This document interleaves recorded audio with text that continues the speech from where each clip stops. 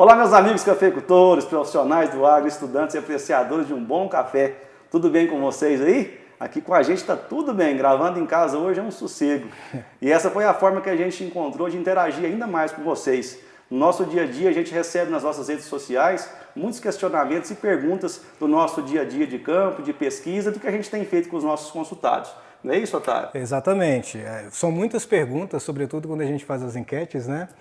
E nós pensamos como poder responder aos nossos seguidores, a quem está acompanhando o nosso trabalho, o que para nós é uma grande satisfação, Com né, Léo? certeza. É sempre um bom feedback que a gente tem recebido.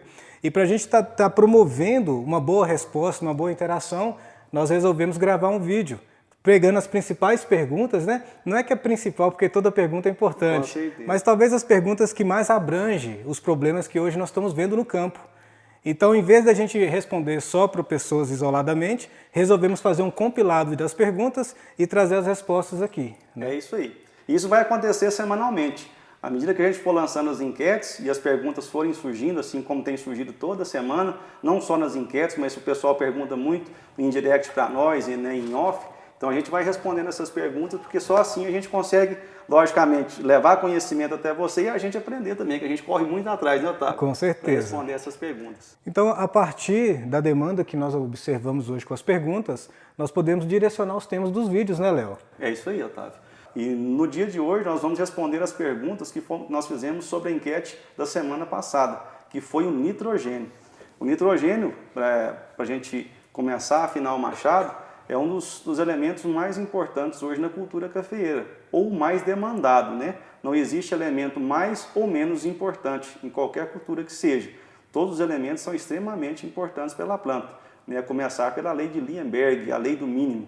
Então nós sabemos que todos os elementos têm a sua devida importância, tanto os macro quanto os micronutrientes. Então o nitrogênio é um macroelemento, né? Um macronutriente, e ele é exigido grandemente pela cultura do cafeeiro.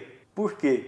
Porque ele é um elemento que tem uma função estrutural, compondo as principais moléculas da planta. A molécula de clorofila, a enzima rubisco, moléculas de DNA e RNA da planta, as moléculas de ATP e ADP. Então, o nitrogênio é de fundamental importância para a cultura do cafeeiro. O nitrogênio é um elemento estrutural. Então, ele compõe a maior parte das moléculas orgânicas, né? Se a gente considerar, por exemplo, a massa seca dos elementos, o nitrogênio ele tem uma grande participação em torno de 3, 4%. Então, é um elemento que, de fato, na maior parte das culturas, é o mais exigido. Para o café, ele é mais exigido até que o próprio potássio, sobretudo na fase vegetativa, porque, como o Léo falou, é um elemento estrutural. Ele vai compor proteínas, ele vai compor carboidratos, lipídios, vitaminas, enzimas. Então, é um elemento de suma importância no crescimento e na produção. É isso aí. E qual foi a primeira pergunta, Otávio, que surgiu para a gente nessa nossa enquete? Exatamente. As perguntas foram bem interessantes, né, e desafiantes. Então a gente vai trazer aqui a parte técnica, né, teórica, bem como a experiência, né, do que tem sido feito no manejo. A primeira pergunta foi o seguinte: quais as alternativas para evitar perdas nas adubações à base de nitrogênio? Acho que a principal alternativa para se evitar perdas no atual cenário que a gente vive, de escassez de chuvas principalmente, é o parcelamento. Na nossa região a gente é muito favorecido pelo processo de fertirrigação. As nossas lavouras aqui do Cerrado Mineiro são fertirrigadas, então a gente consegue fazer um parcelamento desse nitrogênio muito criterioso. Então isso acaba minimizando muito as perdas desse nitrogênio por volatilização principalmente. Exatamente. Né, agora, uma lavoura sequeiro é um pouco mais complicado. A gente teria que lançar a mão de fontes alternativas além da ureia. A gente tem várias fontes que a gente trabalha hoje, né, que a gente tem no mercado. A ureia é a mais utilizada em função do ponto dela ser o mais barato, então seria o elemento mais utilizado, mas a gente tem outras fontes aí nobres como o sulfato de amônio, nitrato de amônio, né, o nitrato de cálcio, são todas fontes de nitrogênio que a gente minimiza essa perda a lanço. Porém, tudo tem que se pôr na balança, né? Tudo tem seu preço. Então, o que a gente aconselha para uma lavoura fertirrigada, logicamente, é fazer algumas frações a lanço, algumas porções da adubação a lanço ao longo do ano, e as outras adubações a gente consegue fracionar isso aí via fertirrigação. quanto mais melhor. Não existe uma receita de bolo, mas no geral, quanto mais parcelamento, melhor. As nossas principais perdas hoje a nível de campo é a volatilização por amônia, né? A amônia hoje é o principal gás volatilizado. Essa perda é muito favorecida com a elevação do pH. Quanto mais alto o pH superficialmente, mais perdas via amônia. A gente lembra que a calagem é feita superficialmente e o calcário aplicado a lanço junto com a ureia. A ureia, ela, apesar de acidificar o solo, diminuir o pH, em torno do grão dela, aumenta muito o pH, né? Há um consumo de H+, né? E esse consumo de H+, acaba levando muito o pH, favorecendo a perda via amônia. Nós temos uma perda, Léo, que ela chega a ser um pouco irrisória, que é a lixiviação. Irrisória nos nossos casos, de solos muito argilosos, né? Lembrando que Monte Carmelo é uma região de origem granítica, nos casos das rochas, e nós temos solos aqui que predominam 50%, 60% de argila. Então as perdas por lixiviação não passam de 10%. Exato. Então o nosso foco é evitar perdas via volatilização. O Léo descreveu perfeitamente. Maior parcelamento da fertigação, se a gente dissolve a ureia na água, ela já consegue incorporar no solo, então ela não fica exposta na superfície, na palha, que é onde nós temos a enzima urease que vai favorecer ainda mais as perdas, e aí nós também temos as fontes, que são mais caras, são fontes mais nobres, mas talvez a gente possa fazer, por exemplo, metade. Se nós não temos uma opção de fazer a fertigação e estar trabalhando no sequeiro, talvez em vez de aplicar tudo na forma de ureia, a gente possa aplicar uma parte na forma de sulfato, né, de amônio, de nitrato, e aí diminuir essas perdas que podem chegar até 60%. É isso aí. A nossa segunda pergunta. Muito bem. Segunda pergunta é: qual a melhor fonte para fixar nitrogênio no solo para disponibilizar para o cafeeiro? Eu acredito que a expressão aqui fixar seja para você estar oferecendo, né, no solo o nitrogênio para a planta. Eu acho que foi talvez essa expressão. Bom, essa pergunta a gente respondeu grande parte dela na pergunta anterior. Na verdade, não existe uma fonte melhor ou pior. Existem fontes que, bem manipuladas ou bem recomendadas, elas vão te evitar perdas. A própria ureia, sendo bem recomendada e bem aplicada, ela tem uma perda muito pequena, né? Dependendo da condição climática, da quantidade do solo, de água no solo e da forma que ela é aplicada. Agora, uma forma que um elemento que a gente quase não perde por volatilização, quase não perde, porque em solos inundados acontece, é o nitrato. Então, o nitrato de amônio seria uma fonte muito recomendada hoje no dia a dia, e a gente tem uma menor perda por volatilização desse nitrogênio. O sulfato de amônio também é um elemento muito, muito interessante, apesar de que é um elemento hoje, por ponto, se torna um pouco mais caro do que os demais elementos, e o nitrato de cálcio também é um elemento muito interessante, só que como fonte exclusivamente de nitrogênio para o cafeeiro se torna inviável economicamente. Um bom manejo hoje de nitrogênio no solo é também a incorporação de matéria orgânica. Né? A gente tem uma estimativa, segundo alguns dados da Embrapa, que para cada 1% de matéria orgânica no solo se mineraliza em torno de 20 kg de N no ano. Então, como o nitrogênio, a maior parte dele, em torno de 95% do nitrogênio hoje no solo é orgânico, então o investimento em matéria orgânica, ela possibilita uma liberação gradual do nitrogênio. Né? A mineralização da matéria orgânica vai fornecendo fontes nitrogenadas, como aminoácidos, proteínas. Né? Então, com certeza, é como o Léo falou, a boa estratégia que nós temos hoje a adotar para permitir que o nitrogênio hoje esteja no solo e vá sendo liberado para a planta é com certeza um manejo adequado. É você fazer o máximo de parcelamentos, é você trabalhar com fontes adequadas, é você ter a noção de que o equilíbrio do solo em termos de pH e demais nutrientes vão também interferir na disponibilidade do nitrogênio, né? É isso aí. E qual que seria a nossa terceira pergunta, Otávio? Terceira pergunta, essa aqui já é uma pergunta mais complexa, hein? O nitrogênio aliado ao ácido úmico e fúlvico melhora a sua absorção? Essa a gente foi buscar ajuda com os universitários. Exatamente. Bom, a pesquisa mostra que sim, ácidos úmicos e ácidos fúlvicos realmente melhoram a performance não só do nitrogênio, mas como de outros elementos. E um dos principais fatores que a gente pesquisou foi porque ele funciona como um agente quelante. Então ele consegue a gente consegue um processo até de liberação lenta desse nutriente, né? Então a gente minimiza com certeza a perda desse nutriente e maximiza a entrada dele na planta. Exatamente. Essa pergunta, inclusive, eu vou até fazer uma menção aqui ao Everton, né? Quase doutor Everton, que foi um companheiro meu de mestrado lá em Lavras. E eu me liguei para ele para saber um pouco mais, né, dos ácidos úmicos e fúlvicos, porque a gente sempre escuta. Vamos aplicar ácido úmico e fúlvico, produtos comerciais, né, a base de ácido úmico e fúlvico, mas de fato, o que realmente funciona? Olha, os ácidos úmicos e fúlvicos, eles melhoram a absorção dos nutrientes, né? Falando no aspecto fisiológico, eles dão um estímulo nas ATPases de membrana. Então, estimula a absorção de todos os nutrientes, dentre eles o amônio, o nitrato. O nitrato até que não tanto, né? Mas o amônio, que é catiônico, ele estimula também a absorção. Então, não só o nitrogênio, como os demais nutrientes são favorecidos na absorção quando feito aplicações de ácidos úmicos e fúlvicos. O que acontece? Além disso, os ácidos úmicos e fúlvicos, eles quando complexados, por exemplo, numa fonte nitrogenada, melhora a absorção pela planta e, como você falou, por complexar o nutriente, permite uma liberação mais gradual, o que aumenta a eficiência. Então a gente sempre vai voltar ao seguinte, o que o Café Além da Xícara hoje tem preconizado em termos de manejo de adubação? Parcelamento. Com certeza. Né? Nós temos feito isso nas lavouras e temos tido resultados excelentes, né, Léo? Com certeza. Porque quanto mais nós aplicarmos em excesso numa mesma dose, numa mesma parcela, maior a chance de perda.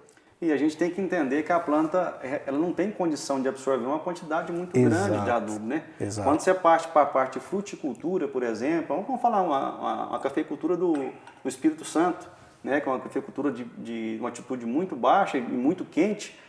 Qual que é a estratégia? É fracionar a adubação. Mas eles fazem fertirrigação todos os dias. E a planta deles hoje são muito bem nutridas. Eles conseguem uma eficiência muito grande.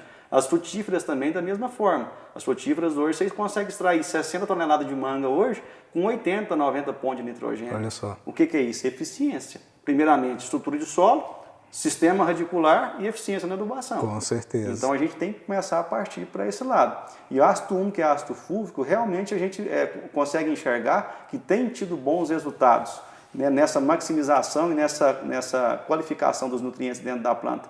Nós abrimos uma trincheira recente agora, num trabalho que foi feito por uma determinada empresa, e é um dos nossos consultados, e a gente pôde observar que realmente a diferença é muito considerável na massa radicular. Sim. Sabe? E um trabalho que foi desenvolvido nessa safra agora. Nós fizemos aplicação de 20 litros por hectare em novembro, e nós fizemos a trincheira agora e realmente houve um acréscimo muito considerável da massa radicular. Enraizamento. Enraizamento. Então, quer dizer, realmente ela promove uma melhor nutrição para a planta. Ela tem colaborado com a melhor nutrição para a planta. E lembrando que os ácidos úmicos, né, no caso fúlvico e umina, não, umina, né? A umina, na verdade, ela não tem a mesma atividade. Os ácidos úmicos que têm de fato atividade é o fúlvico e o úmico. Exato. Né, no caso, substâncias úmicas. O que acontece? Eles têm um efeito análogo à auxina, né? Então eles conseguem, o Everton falava dessa forma, né? Eles conseguem fazer um trabalho semelhante ao que o fito-hormônio a auxina faria. Então, como a auxina estimula o enraizamento, nós temos essa possibilidade a campo, sobretudo em mudas, né? Em mudas a gente tem visto muito isso também. Muito bons resultados, com certeza. Então, acho que a gente tem que se atentar para isso. São produtos que hoje não são baratos no mercado, né? A gente sabe do valor agregado que tem e a gente com certeza está com a pesquisa aliada à pesquisa e a estudos para a gente tentar entender e trazer mais conhecimento sobre esse assunto para a cultura do cafeeiro. E dando base para que realmente o produto surta efeito. Surta efeito. E a base é uma estruturação do solo, né?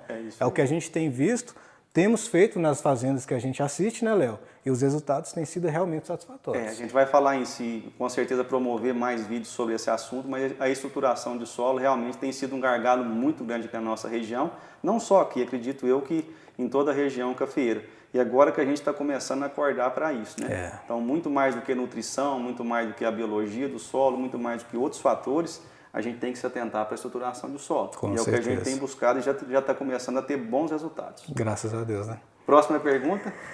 Qual a dose máxima de N posso colocar em uma aplicação convencional? Puxa, essa é boa. Essa é boa. Bom, pessoal, essa questão da dose de N, cada dia mais a gente tem se apaixonado mais. Quanto mais trincheira a gente abre, mais conhecimento a gente adquire e mais respaldo a gente tem para dar esse tipo de resposta. O que a gente enxerga? no dia a dia, na prática nossa, né, na vivência nossa de campo. Tem lavouras, eu até comentei isso no vídeo com o professor Eusímio, que é irrigação, né?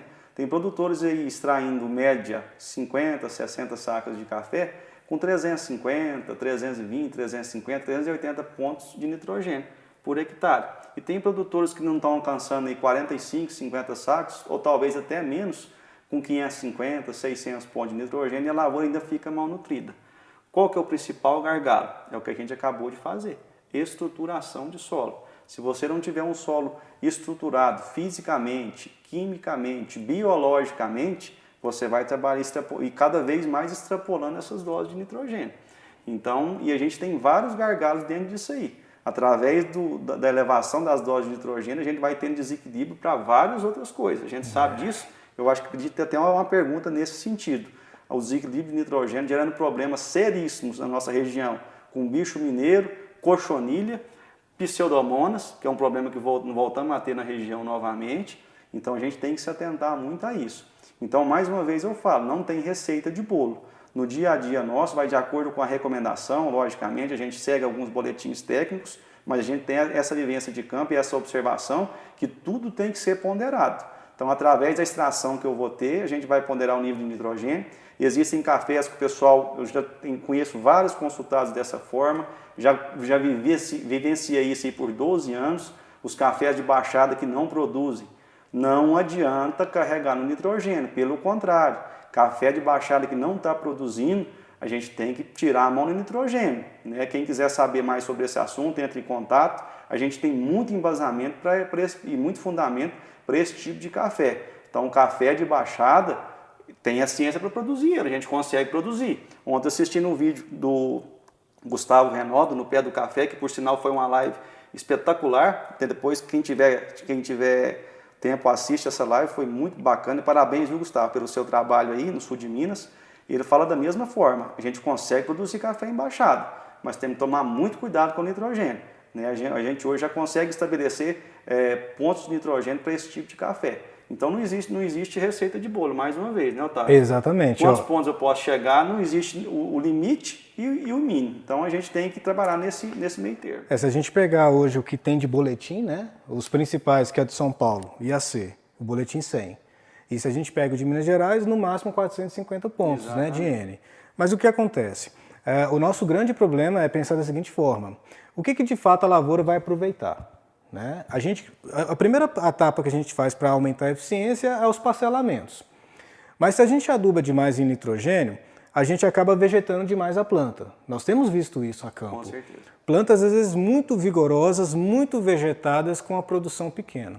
Se a planta está tendo uma adubação nitrogenada pesada, o estímulo que ela tem é de vegetar. Às vezes você está vegetando a planta no momento que você não deveria.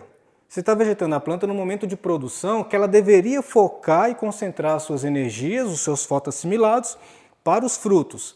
Começa a vegetar, que é um estímulo que a adubação nitrogenada causiana, tem competição. Então, o que realmente a gente tem visto? O cuidado com o excesso.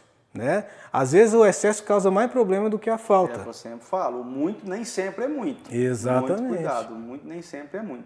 Quem quiser saber mais sobre esse assunto, entra em contato com a gente, que a gente tem muita coisa para conversar sobre isso aí. Com certeza. Próxima pergunta? Eu acho que é a última, hein? É a última? Das que a gente finalizou é a última. Ó, essa cai bem bastante no que a gente falou agora. Verdade ou mito? Essa foi até do nosso amigo Vitor. Excesso de nitrogênio causa desequilíbrio na praga do bicho mineiro? Sim. É comprovado, né, gente? Isso aí não tem jeito, né? E por que o excesso causa desequilíbrio? Um dos maiores fatores, como a gente disse, a planta nunca consegue assimilar tudo que é jogado para ela, principalmente quando a gente faz essas bombas de adubação a lance de 400, 500 kg por hectare. O que acontece? Esse nitrogênio fica na forma livre dentro da planta. Né? O nitrogênio na forma livre, com certeza, vai virar açúcar.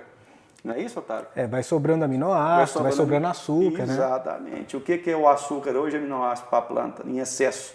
É um atrativo para a praga. Bicho mineiro, ácaro vermelho. E outra praga que tem causado um dano terrível aqui na nossa região e pouca gente tem se atentado para ela. Então nós vamos começar um trabalho agora envolvendo biologia de solo, que é a cochonilha. Voltou a atacar e voltou a atacar severamente. Desequilíbrio, um dos principais fatores, desequilíbrio com nitrogênio principalmente. Existem outros fatores, a gente sabe disso, né, que são a o grande bombardeamento que a gente tem feito de produtos químicos também de forma indiscriminada para bicho mineiro, que é outro assunto que a gente vai abordar, né, muito em breve, que a gente tem tido muitos bons resultados com o manejo que a gente tem feito também. É um manejo que a gente adotou desde o ano passado e tem tido muitos bons resultados, mas a principal causa hoje de bicho mineiro da nossa região, e falo com propriedade, desequilíbrio nutricional. Exatamente, tem trabalhos mostrando que quanto mais clorofila na folha, mais a gente tem visto o bicho mineiro, né? Por quê? Porque o excesso de clorofila é um sinal típico do excesso de nitrogênio, porque o nitrogênio ele faz parte da composição da clorofila. Para cada átomo de magnésio central, nós temos 4 de nitrogênio. Então, o que na verdade acontece? Quando nós temos uma planta com excesso de nitrogênio, primeiro, nós temos de fato uma sobra de aminoácidos, de açúcares, carboidratos na folha. Torna a folha mais suculenta, mais atrativa à praga. E outra, as paredes celulares vão ficando mais finas. Então acaba a resistência da planta. A parede celular é a primeira barreira que a célula tem para poder impedir uma praga, uma doença. Então nós temos que reequilibrar as nossas doses nitrogenadas, sempre prezando pelo histórico da área, a resposta da variedade nos últimos 3, 4 anos, bem como também os teores foliares, se atentar para ver se o nitrogênio não está estourando na folha. Né? Esse acompanhamento é muito importante, a gente vê muito isso, chegar agora o pessoal tirar análise de folha, ver o nitrogênio baixo e entrar solando com nitrogênio agora. O que a planta está fazendo agora nesse momento? A famosa diferenciação, não é isso? E a gente sabe que nesse processo agora, se você fornecer nitrogênio em excesso para a planta, no processo de diferenciação, ela vai diferenciar para quê? Não vai. Para a folha, né? E outra, o nitrogênio agora está baixo mesmo. Porque esse nitrogênio que estava na folha foi para o fruto. Exato. Nitrogênio é móvel, né? Então não é que a planta está em deficiência, ela está, na verdade, fornecendo as fontes que ela tem de nutrientes para os frutos. É um processo normal. Exatamente. Então esse entendimento também é muito importante da gente ter, e quando você sempre tiver a sua análise em mão, procura ter esse entendimento, ou profissionais que tenham esse entendimento, para que você não cometa esse erro de, né, tuchar nitrogênio em excesso na planta e, em vez de produzir fruta, ela vai produzir folha. Muito comum em café em baixada também. Exatamente. É isso aí. Então é isso aí, pessoal. A gente vai ficando por aqui. É só um bate-papo, uma interação. E mande as suas perguntas, os seus questionamentos, né, Otávio? Isso e à aí. medida que a gente for tendo tempo e disponibilidade para isso, a gente com certeza vai responder dessa forma bem interativa e bem didática para vocês aqui. Nessa segunda-feira nós vamos ter uma enquete sobre fósforo. É isso aí. E aí no outro sábado a gente já traz novamente um vídeo respondendo todas as suas perguntas. Então faça as perguntas para a gente. Vai lá no Instagram, nos nossos vídeos do YouTube também, se quiserem se interagir por lá, no Facebook, nos nossos canais de comunicação. A gente faz questão de estar respondendo isso aí. Com certeza. E a gente convida você também a conhecer um pouquinho mais do nosso trabalho. Está com algum problema, alguma dificuldade na sua propriedade? Não hesite em chamar o Café Além da Xícara. A gente faz questão. Nós gostamos realmente de problema. Porque de coisa fácil tá cheio, não? Exatamente. Lavoura boa tem muita. Agora as lavouras nós quer pegar é problema. Nós precisamos resolver problemas. Com gosto. Com gosto. É isso aí? Então fica aqui o nosso convite. Vamos lá? Vamos lá. Vem comigo, que a moda é boa.